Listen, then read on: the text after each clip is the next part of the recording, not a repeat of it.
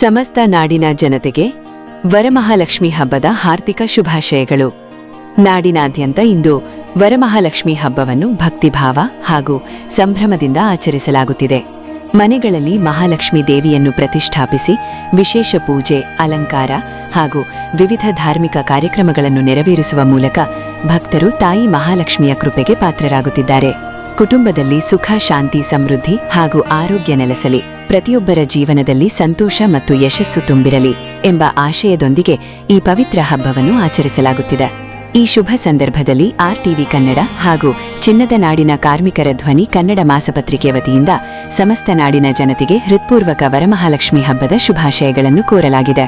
ಶುಭ ಕೋರುವವರು Srinivasa Madhushree, ಸಂಪಾದಕರು RTV Kannada, ಚಿನ್ನದ ನಾಡಿನ ಕಾರ್ಮಿಕರ ಧ್ವನಿ ಕನ್ನಡ ಮಾಸಪತ್ರಿಕೆ, ಹಟ್ಟಿ ಚಿನ್ನದ ಗಣಿ.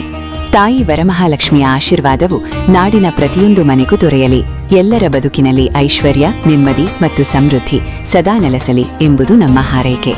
RTV ಕನ್ನಡ, ಜನರ ಧ್ವನಿ, ಜನರಿಗಾಗಿ.